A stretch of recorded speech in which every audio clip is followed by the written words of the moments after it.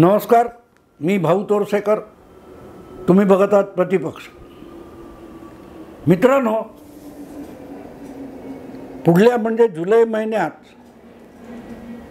विधान परिषदेच्या 11 जागांसाठी निवडणूक होणार आहे. साधारण दर 2 वर्षांनी राज्यसभा, विधान परिषद अशा ज्याला वरिष्ठ सभागृह म्हणतात तिथल्या सदस्यांच्या निवडणुका होत असतात आणि त्यांची मुदत 6 वर्षासाठी असते. आता 2 वर्ष झालीत मागली विधान परिषद निवडणूक झाल्याला. आणि तुम्हाला आठवत असेल तर गेल्या वेळची जी विधान परिषद निवडणूक झाली 2 वर्षापूर्वी, तिथून महाराष्ट्राच्या राजकारणाला एक भलतीच कलाटणी मिळालेली होती.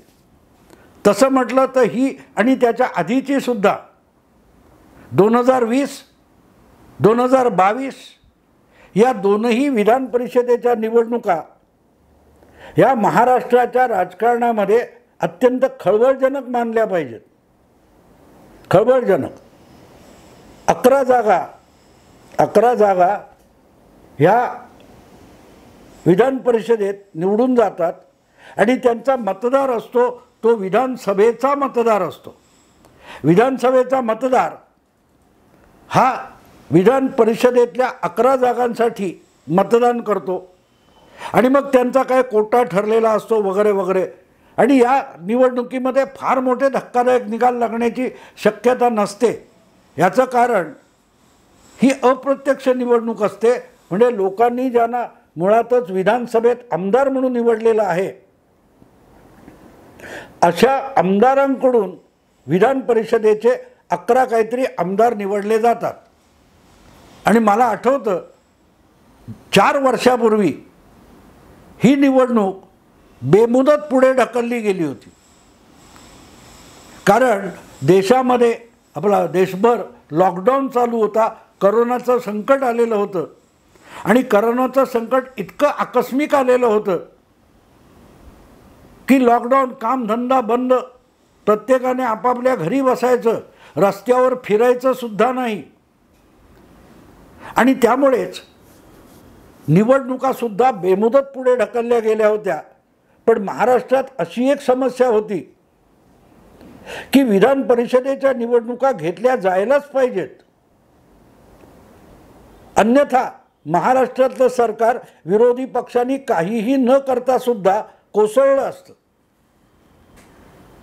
गेल्या विधानसभेचे निकाल 2019च्या नोव्हेंबरमध्ये, ऑक्टोबरमध्ये लागले आणि महायुतीला, शिवसेना भाजप युतीला बहुमत मिळाल्यानंतर मुख्यमंत्र्याच्या आमिषाला बळी पडून उद्धव ठाकरे यांनी लोकांनी नाकारलेल्या राष्ट्रवादी आणि काँग्रेस पक्ष यांच्याबरोबर हातमिळवणी करत महाविकास आघाडी बनवली. ते मुख्यमंत्री झाले पण ते आमदार नव्हते. आणि घटनेचे जे निर्बंध आहेत ते लक्षात घेतले तर मुख्यमंत्री किंवा कुठलाही मंत्री हा कायदे मंडळाच्या वरच्या किंवा खालच्या सभागृहाचा सदस्य असला पाहिजे.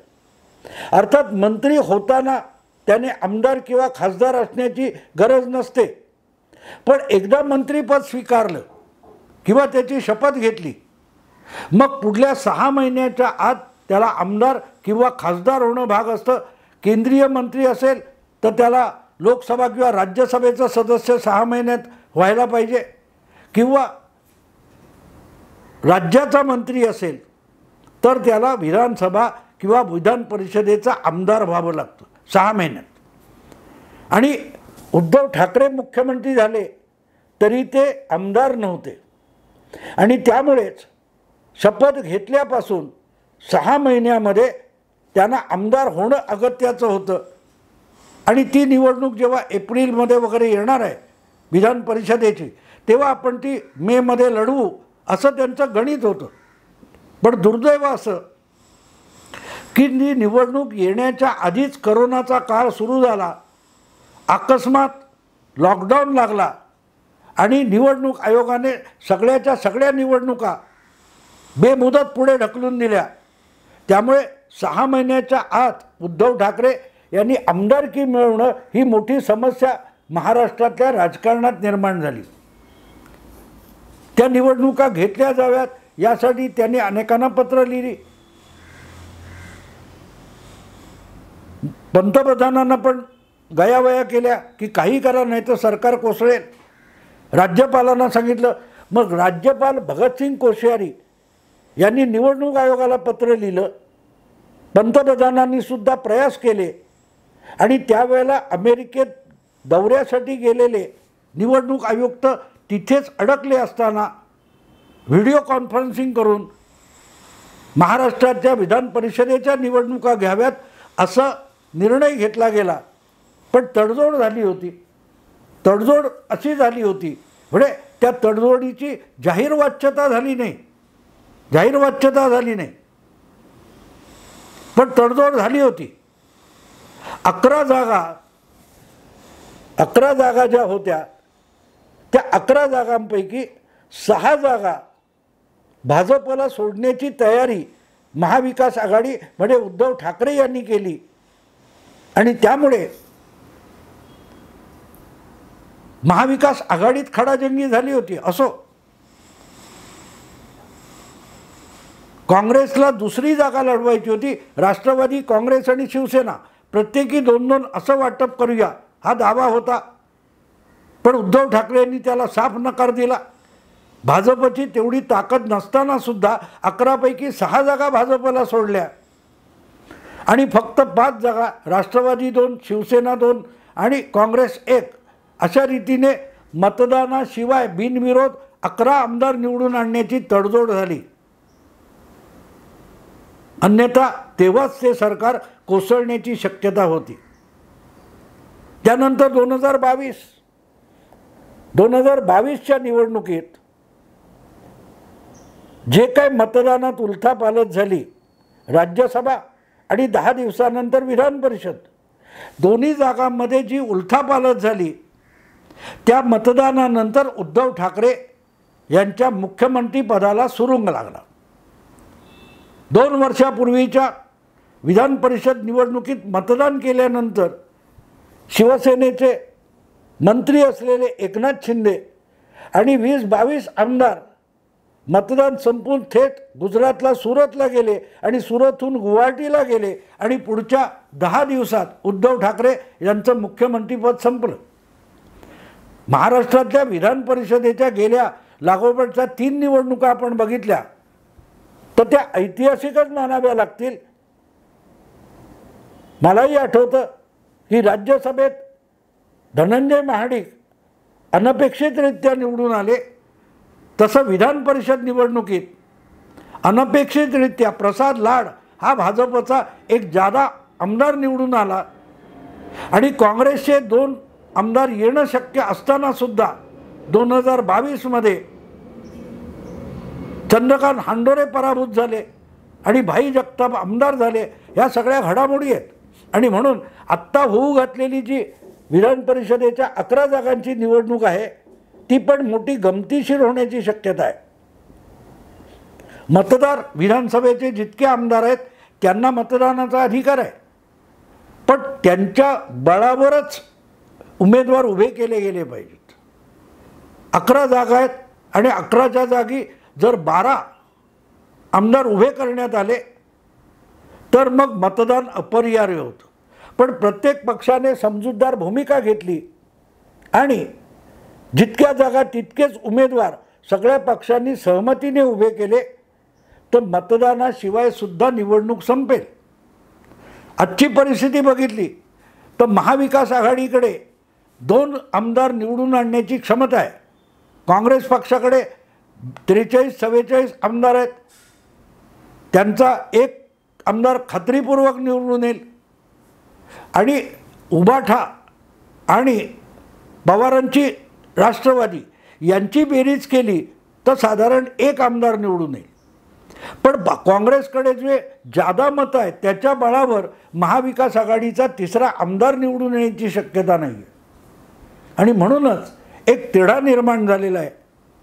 शेतकरी कामगार पक्ष हा महाविकास आघाडीचा एक घटक आहे पण त्यांच्याकडे विधानसभेत जवळपास एकही आमदार नाही आहे. पण शेतकरी कामगार पक्षाचे सरचिटणीस जयंत पाटील यांना मात्र परत एकदा विधान परिषदेत निवडून जायचे. पण ते निवडून जाण्यासाठी काय मला वाटते 23-24 अशा आमदारांची कोटा मतं आवश्यक आहेत. तेवढी तर त्यांच्याकडे नाही आहेत. मग महाविकास आघाडीकडे जे काय आता उरलेले साधारण किती आमदार आहेत मला कल्पना नाही, पण तिसरा आमदार निवडून आणायचा तर त्यासाठी कमीत कमी 23-24 मतं लागतात. तेवढी जयंत पाटलांसाठी नाही आहेत, तेवढी नाही आहेत. त्यामुळे काँग्रेसचा एक हक्काने येईल, महाविकास आघाडी हा दुसरा हक्काने येईल, पण तिसरा उमेदवार उभा करायचा असा अट्टाहास उद्धव ठाकरे यांनी धरलेला आहे. शिवसेनेचे निवृत्त होणारे आमदार आणि माजी मंत्री उभे केले जाणार आहेत. मला वाटतं माजी मंत्री नाही, माजी खासदार विनायक राऊत यांना विधान परिषदेला उभं करण्याचा उद्धव ठाकरे यांचा हट्ट आहे. पण मग काँग्रेसने दुसरा उभा केला तर महाविकास आघाडीला जयंत पाटील हा तिसरा उमेदवार करायला लागतो. पण तिसऱ्या उमेदवारासाठी आवश्यक असलेली मतं महाविकास आघाडीकडे आहेत का, हा सगळ्यात मोठा गहन प्रश्न आहे, सगळ्यात मोठा गहन प्रश्न आहे. आणि ती नसतील आणि तरीही महाविकास आघाडीने जर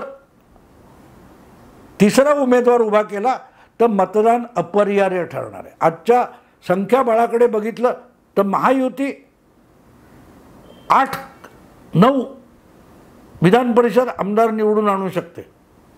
पण महाविकास आघाडीला तिसरा उमेदवार जिंकून आणणं किंवा महायुतीला 8वा उमेदवार जिंकून आणणं सोपी गोष्ट नाही आहे.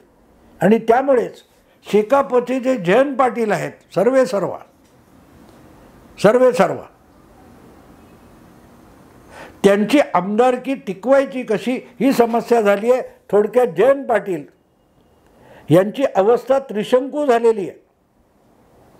त्यांचा सगळा राजकीय इतिहास काढला तर तो हास्यास्पदच आहे. कारण कधी काळी जवळजवळ 20-22 वर्षापूर्वी याच जयंत पाटलांनी तेव्हाच्या विलासराव देशमुखांच्या नेतृत्वाखालच्या आघाडी सरकारचा पाठिंबा शेकापचा काढून घेतला होता.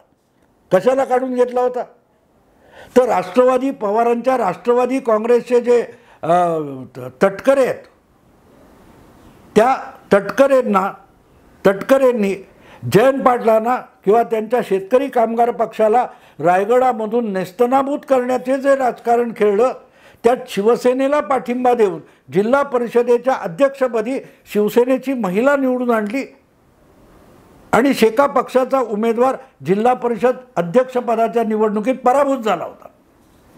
आणि तिथून मग राष्ट्रवादी आणि शेकाप यांच्यातलं वितुष्ट सुरू झालं. म्हणजे शिवसेनेला राष्ट्रवादीने पाठिंबा दिला म्हणून जयंत पाटील खवळले होते. पण त्याच जयंत पाटलांनी उद्धव ठाकरे यांना मुख्यमंत्री म्हणून पाठिंबा दिला आणि आता त्यांना आमदार व्हायचे तर त्यांच्या आमदारकीच्या उमेदवारीला उद्धव ठाकरे यांची शिवबाटा शिवसेना पाठिंबा द्यायला तयार नाही. याला त्रिशंकू अवस्था म्हणतात. आणि हे जयंत पाटील म्हणजे शेतकरी कामगार पक्षाचे रायगड जिल्ह्यातले नेते. पण दुर्दैव कसं असतं बघा, काय जयंत पाटील या नावातच काही प्रॉब्लेम आहे का असं मला कधी कधी वाटतं. हे जयंत पाटील शेतकरी कामगार पक्षाचे आहेत आणि दुसरे जयंत पाटील राष्ट्रवादी शरद पवार गटाचे प्रदेशाध्यक्ष आहेत. ते इस्लामपूर सांगलीतले आहेत. रायगडमध्ये जयंत पाटलांची अवस्था नाजूक आहे आणि तिकडे सांगली इस्लामपूरमध्ये जयंत पाटील राष्ट्रवादीचे त्यांची अवस्था नाजूक आहे. असं म्हणतात की वसंतदादा पाटील आणि राजाराम बापू पाटील यांचं जे अनेक पिढ्यांपासून चालू असलेलं भांडण आणि वैर आहे, वितुष्ट आहे, त्याला जयंत पाटलांनी गेल्या लोकसभा निवडणुकीत नव्याने उजाळा देण्याचा प्रयत्न केला.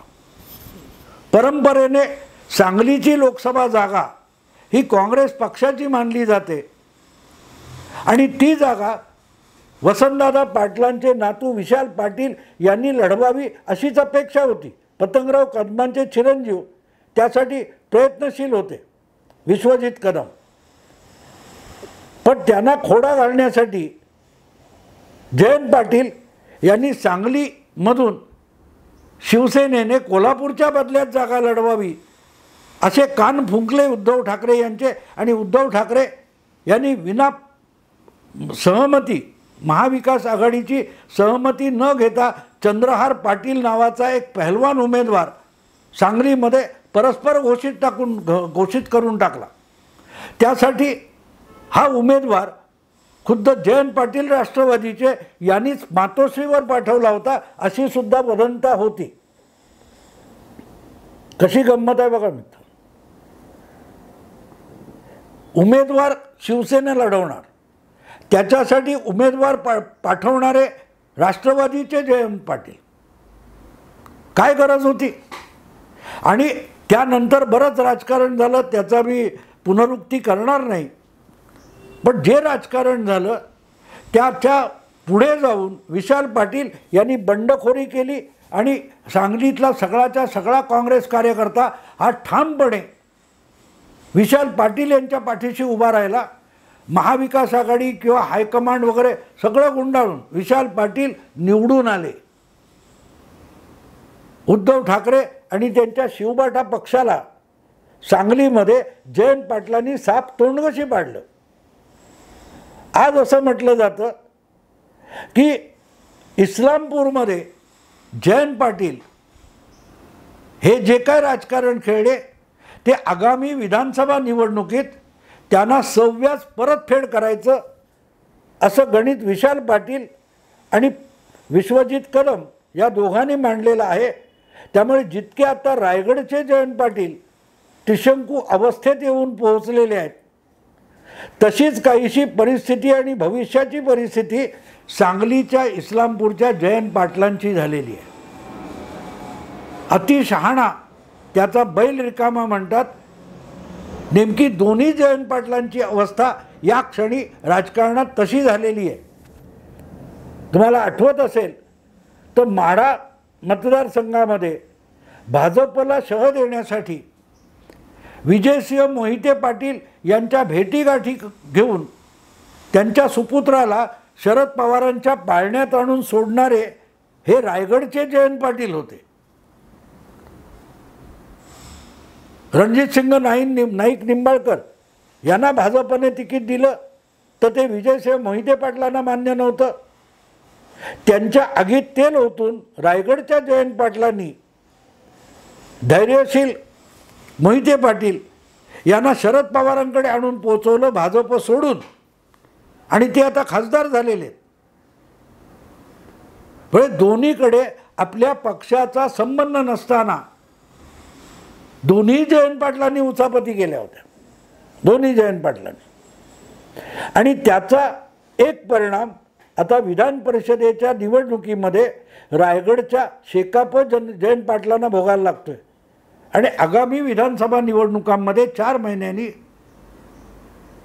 इस्लामपूरच्या जयंत पाटलांचा कार्यक्रम करायचा असा चंग काँग्रेसच्या कार्यकर्त्यांनी आणि नेत्यांनी म्हणजे विशाल पाटील आणि विश्वजित कदम यांनी असा चंग बांधल्याच्या बातम्या येत आहेत. म्हणून मला वाटतं की दोघांची नावं योगायोगाने जयंत पाटील आहेत. दोघेही महाविकास आघाडीतले नामधारी नेते आहेत, त्यांच्याकडे कुठलंही पद आहे किंवा नाही आणि त्यांना त्या सगळ्या महाविकास आघाडीच्या निर्णय प्रक्रियेमध्ये कुठलंही निर्णायक अधिकारच नाही. म्हणजे आघाडीमध्ये ते त्रिशंकू आहेत, निवडणुकीत त्रिशंकू आहेत आणि राजकारणात पण त्रिशंकू आहेत. कशी दुर्दैवाची अवस्था आहे बघा. इकडचे असोत किंवा तिकडचे असोत, जयंत पाटील म्हणजे त्रिशंकू अशी म्हणायची वेळ आलेली आहे. बघू आता काय होतं ते. या विधान परिषदेत काय होतं.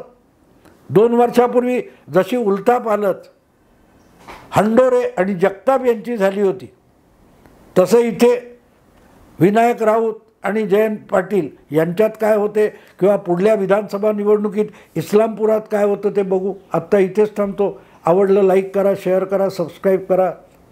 नमस्कार.